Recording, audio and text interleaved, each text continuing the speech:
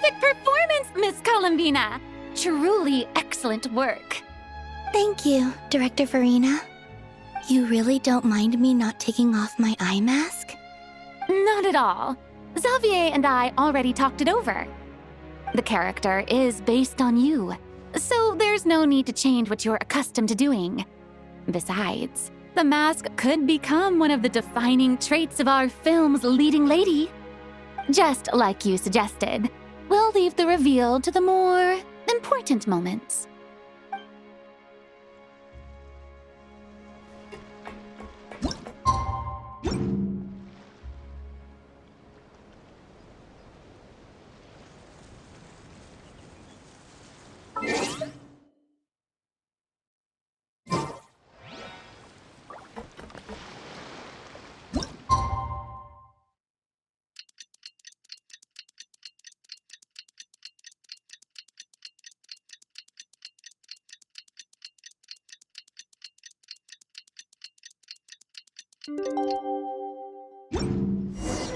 Sindrone said that if everything goes smoothly, we should be able to pinpoint the exact location of her home today.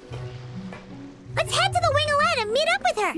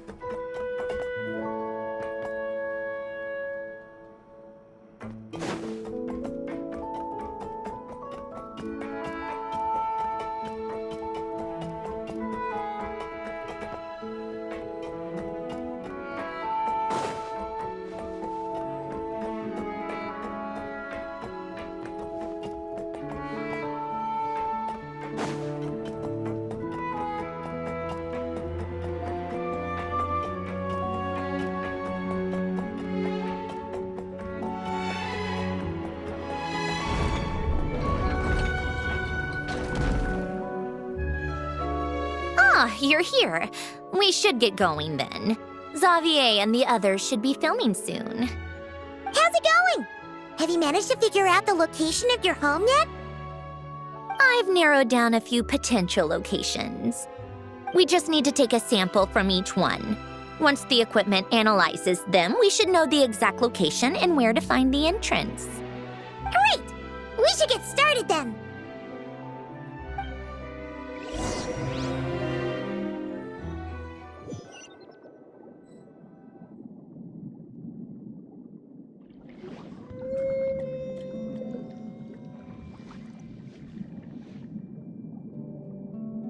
All right, let's get a move on. That should do it. Let's head back. The filming should be just about done. We made good time. We might even know the location by the end of the day. You sound pretty happy about that. Do I? I suppose I've just had enough of these anomalies I've been dealing with. The sooner I can fix them, the better. Anyway, enough chit-chat. We have work to do. Oh, but let's head in through the side door. I don't want to run into the crew on the deck.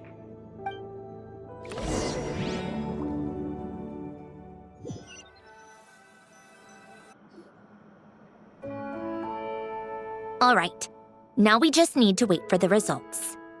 Since we have some time to kill, I suppose I might as well see how this aquarium of yours is coming along.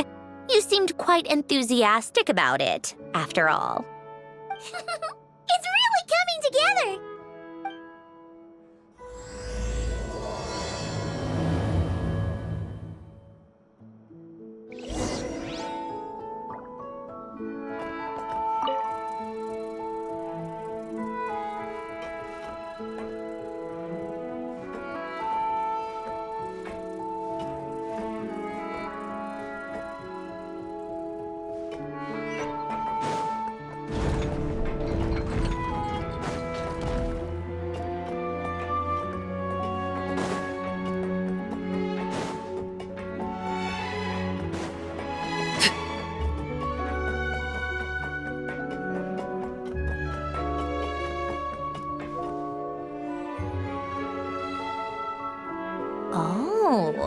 kind of impressive, actually.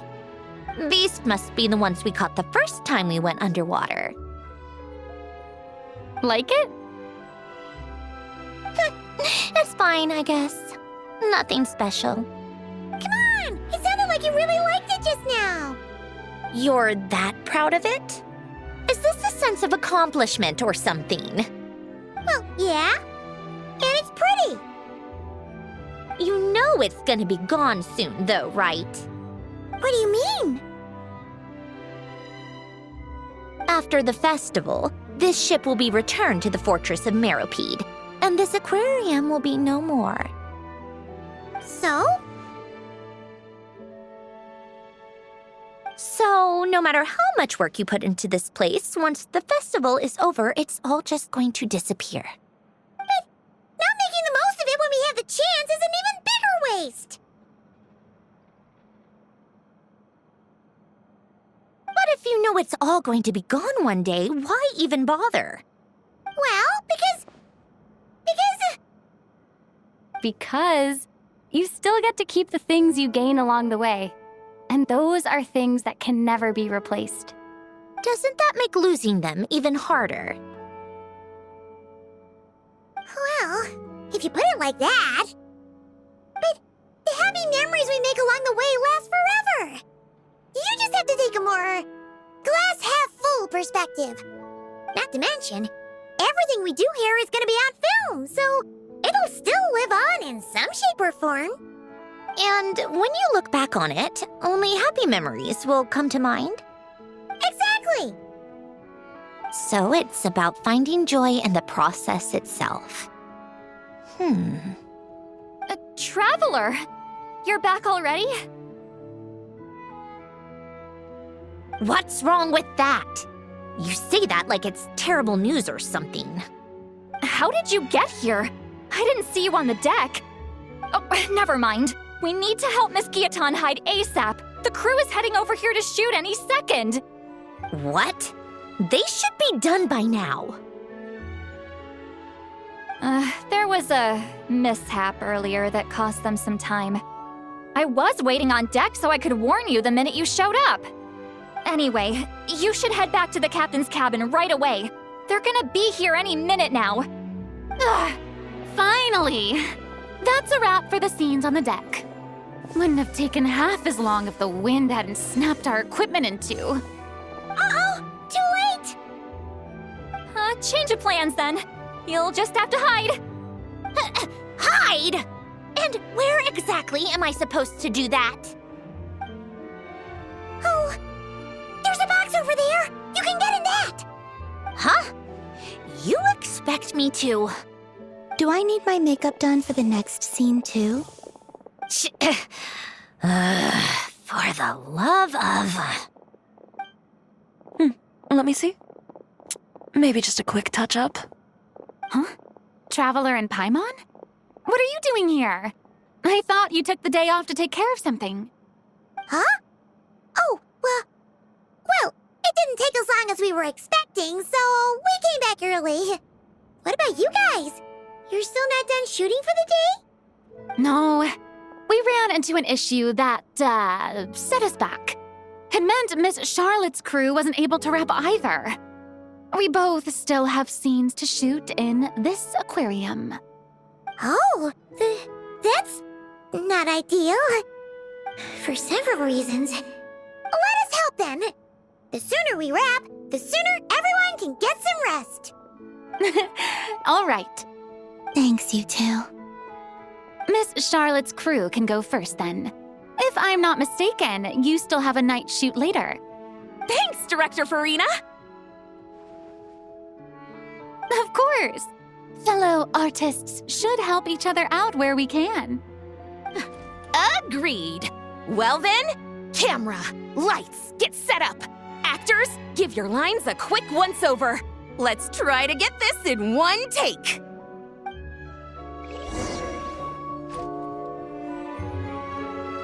All right, places, everyone!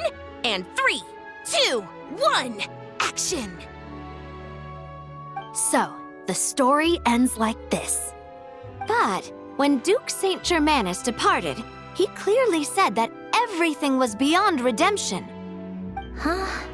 That sounds familiar. Wait, it's from that novel I came across while researching the numerological array. He's only a genius when it comes to mechanics, and everything else, he's just an ordinary person. Tch. Huh? What was that noise? Whatever, I'll just fix it in post. Miss Jacoba, please don't speak as if I were the accomplice. Not so hard. This box isn't sturdy enough for that. This is why I keep saying, don't put too much trust in Clockwork Mecha. Unlike humans, machines don't have a heart. A heart? That's right. It's what's on the inside. It's also referred to as someone's soul, or likened to free will. You can think of it as a person's core, what makes them unique. In general, though, people don't believe machines are capable of having a soul. You said my emotion module was faultless. It is, but that's not quite the same thing. Do you think I have one then? A heart? I don't think so. I know so. The question is, do you recognize it within yourself? That's where you're wrong.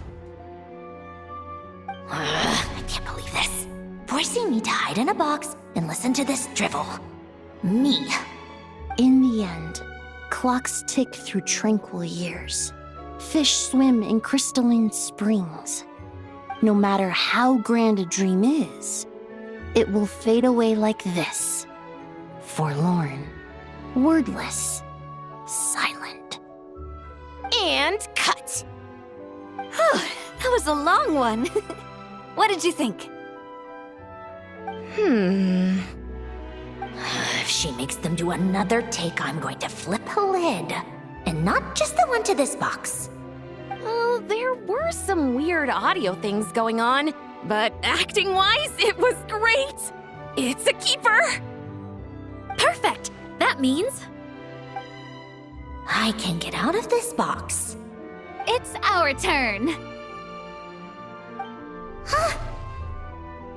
Camera operator, set up for the next scene.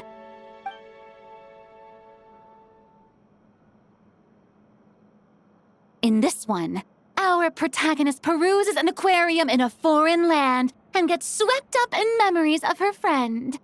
So, in terms of lighting, that's the vibe we're going for. Got that? Shoot. Paimon thought there'd be a break and Zandroni could slip away. What are we gonna do now?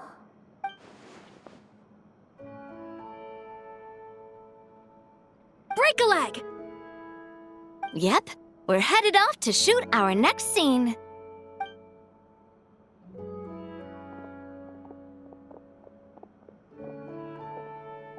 All right, quiet on set. We're about to start rolling. Ready, Miss Columbina? Miss Columbina? I think she would like this. Quick, we should roll on this. It doesn't forage with the others or prey upon its smaller kin. Instead, it remains where it is, cradled in the coral's quiet beauty, as though the raging cyclones above are of no consequence. And yet, she still stood before the cyclone in the end. So I think that story has it wrong. She is no different than us. She has a heart. Columbina. Huh?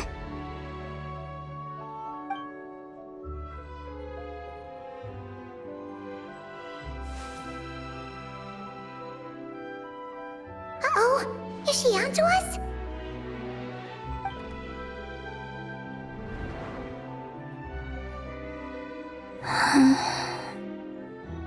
What is she doing? Cut! You okay, Columbina?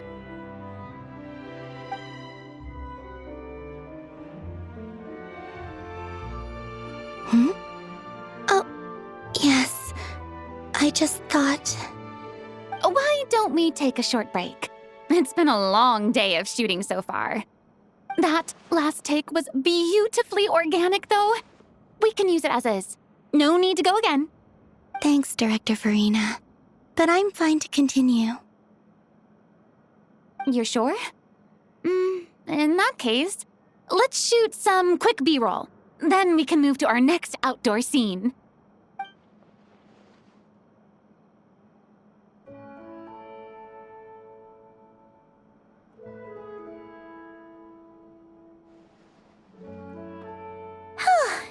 We're in the clear this time.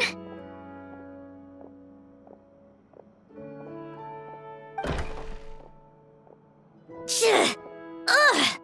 Absolutely suffocating. You okay, Sandrone? Right as rain. Come on, let's go check the test results. It's time for me to go home.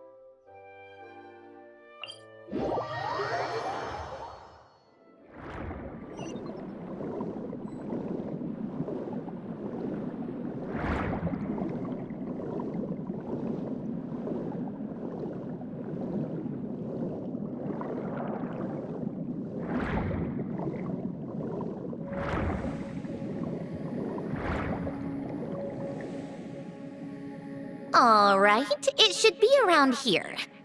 Give me some space. I'll activate the water insulating mechanism.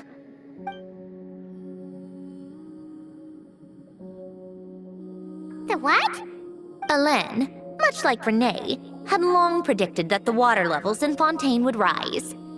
Thanks to his expertise in mechanics, he was able to implement a few simple measures to protect our home from flooding. I told him there was no need, that I would just move when the water rose too high.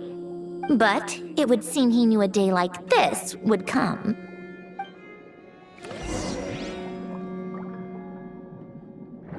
All right, the silt has been cleared away.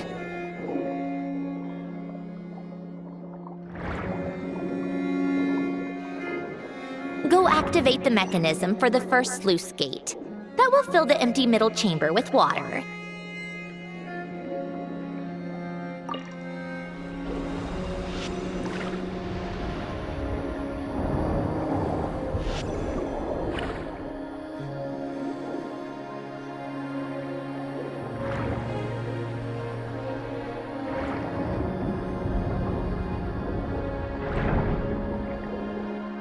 All right, now turn on the drainage mechanism in front of the second sluice gate, and this chamber will become empty once again.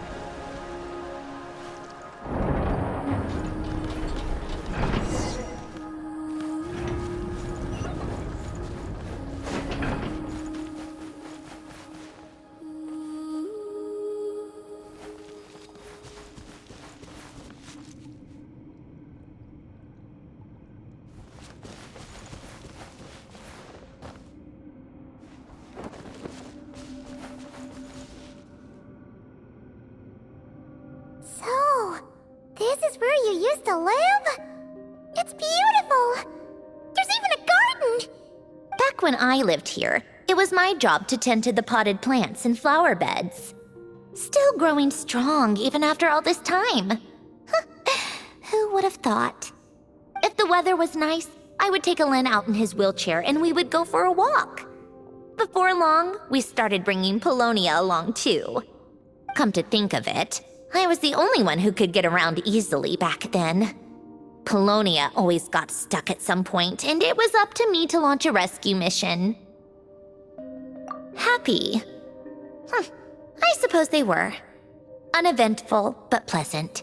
Repetitive, but peaceful. It was like living in a world where time didn't exist. Of course, that was all just an illusion. Death still awaits all of us at the end. Oh. All right, enough standing around. Let's head inside.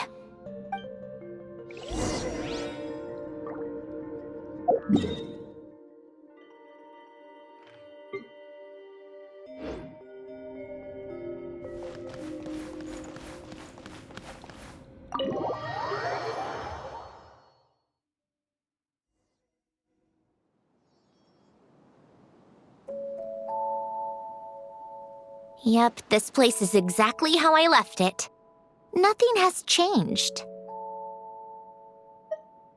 What is it? Huh? How did you get... Oh, Arlecchino gave it to you, didn't she? And you... read the whole thing. Just so you know, a lot of that was written a long time ago. At that very desk, to be exact. Anyway, since you've already read it, you should just hold on to it. I can always start a new one. Well, feel free to look around. I'm going to start looking for the gift Elen mentioned. Oh, but be careful with the stuff around here. I'm not saying you can't touch anything. Just try not to choke on the dust. Old notes.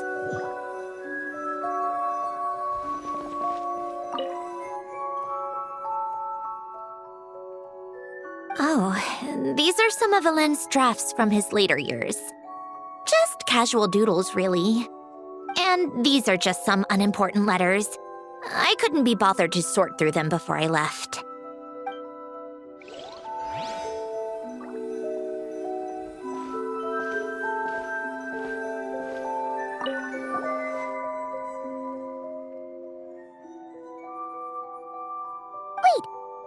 The people in this picture look kind of familiar.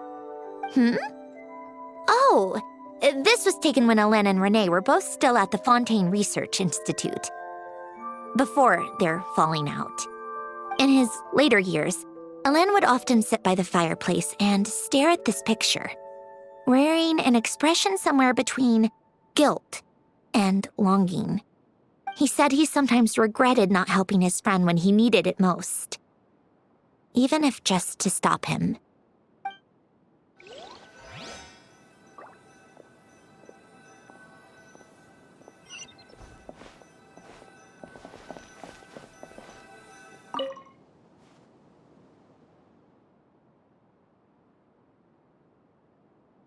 Oh, I played with these when I was little. During the first few months after I was created, I mean. At first, Elen and I would play together, but it didn't take long for me to become unbeatable. So, Polonia and I played together instead. Yeah, these don't look like Paimon's kind of games. Logic and math puzzles? Those happen to be my specialty. It's been so long. What do you say? Should we play a few rounds? Let's go with this one. The gears on the left are stacked from largest to smallest. The goal is to move them to the other side in the fewest number of moves. Just remember, you can't stack a bigger gear on top of a smaller one.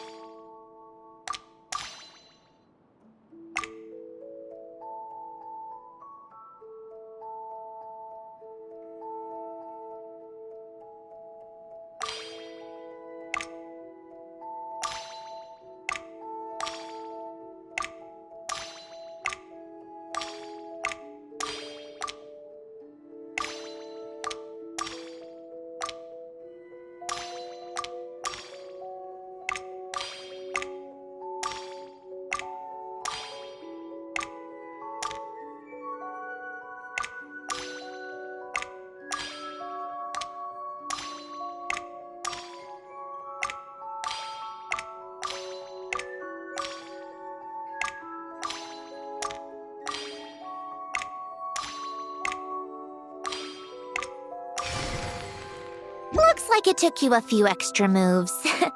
My first attempt was the same.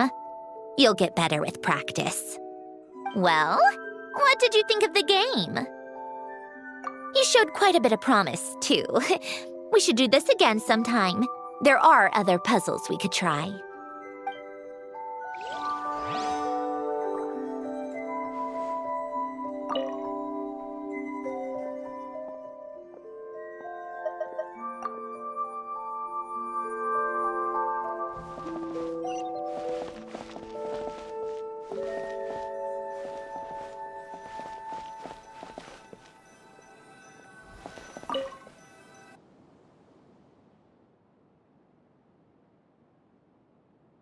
This was Elaine's workbench. Later on, of course, it became mine. It's where both Polonia and I were brought to life. Before Elaine was bedbound, this is where he would teach me about mechanics. I would sit and listen, chiming in with questions here and there. Later on, when he got too sick, I took over and would work on Polonia here. Wow! This house is filled with so many memories! It's so cozy and charming! You should have seen it in its prime, when people actually lived here. A lit fireplace, a steaming cup of coffee. That's the real deal.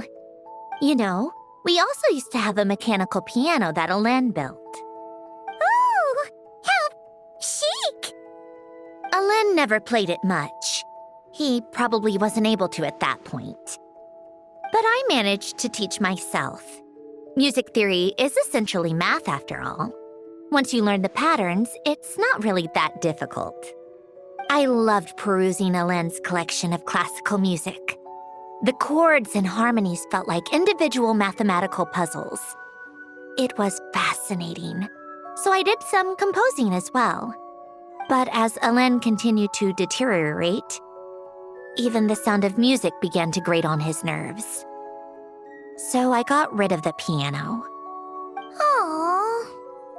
Back then, I assumed a piano was like an ordinary clothing rack, commonplace in every home and easily replaceable. It was only after I left that I realized how hard a good piano is to find. Enough about that. Elaine's gift should be just in here.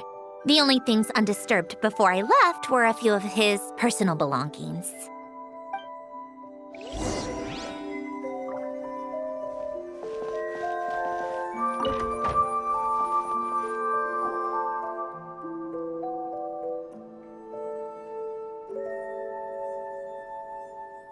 Wait, there's a hidden compartment at the back of this box. Looks like it's locked with some kind of gear mechanism. Knowing you, Elaine, I'm guessing it goes like this, then like this. Got it. Am I a genius or what? Let's see here. A box? Well, you gonna open it?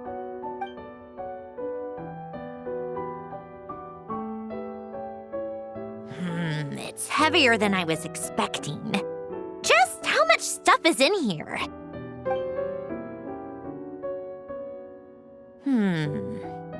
A letter? And a bunch of junk underneath it. None of it seems that important. Wait a second. This should be it. A cube? It's a multidimensional algorithmic core. Elaine would use it to store information. Only Polonia and I have access. All right, I'll start looking into the core and the letter. Feel free to go through the rest of the stuff and see if there's anything useful.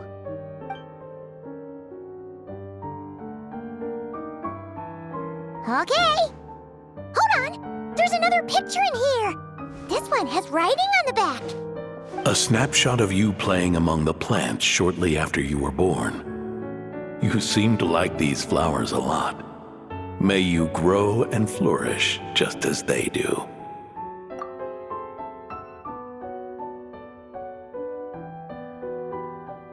Huh? Look how happy you are in this picture. You've changed a lot since then, huh?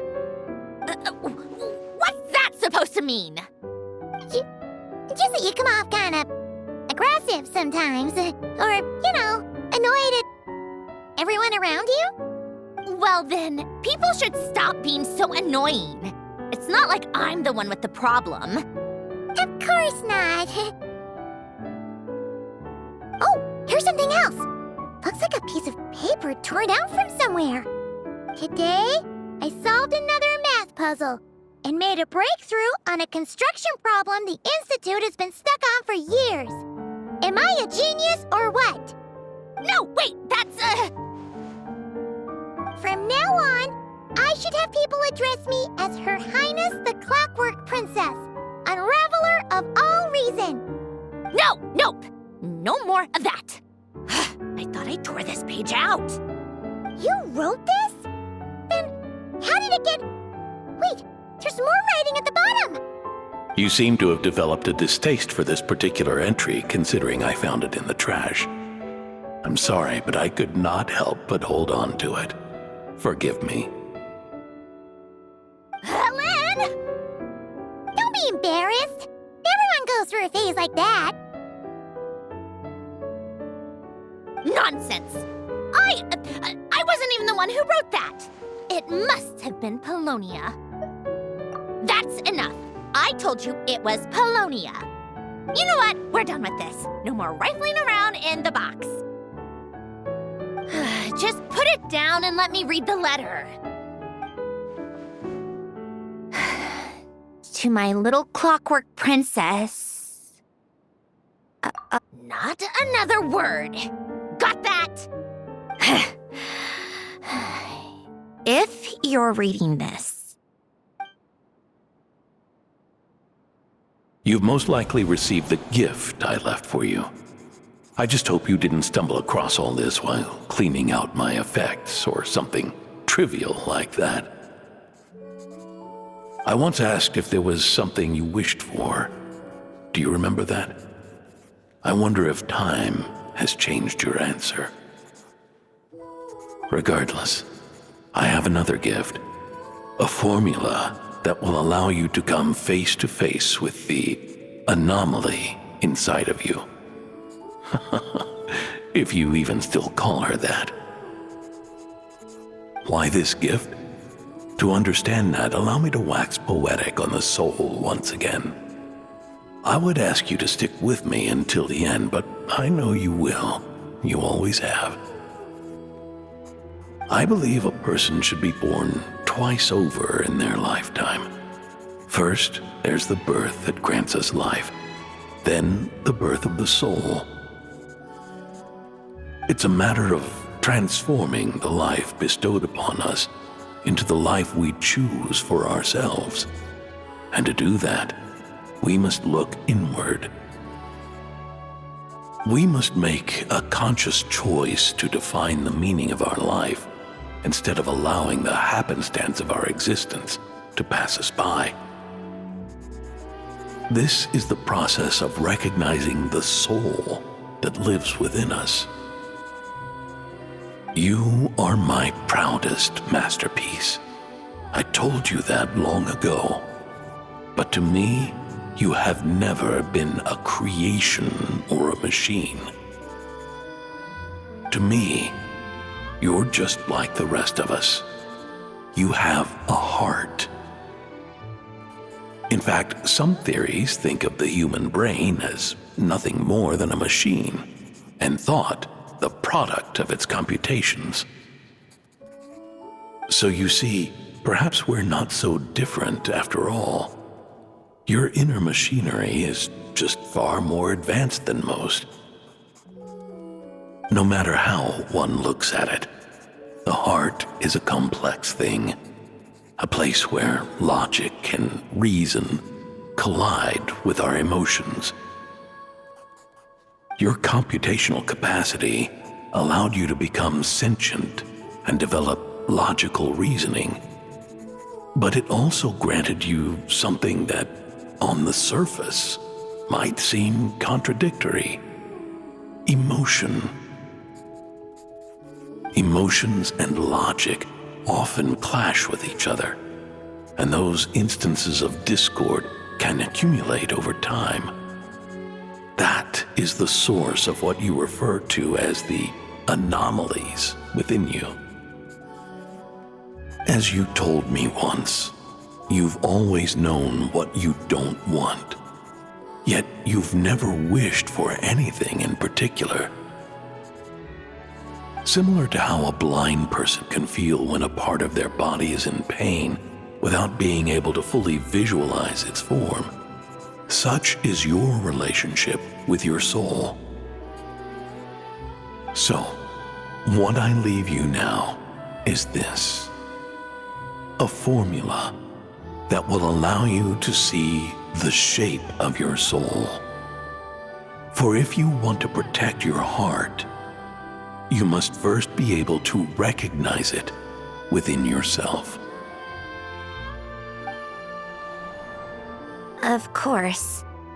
Whether you use it is entirely up to you. You are, and always have been, free to do as you wish. Regardless, whether by my formula or some other means, I trust you will know your heart one day.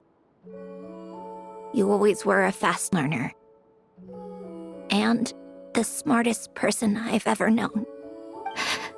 Ellen. Oh.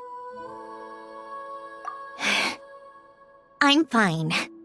I've already figured out how this formula works. Let's get out of here and then we can use it. You made up your mind already? You're gonna do it? Why wouldn't I?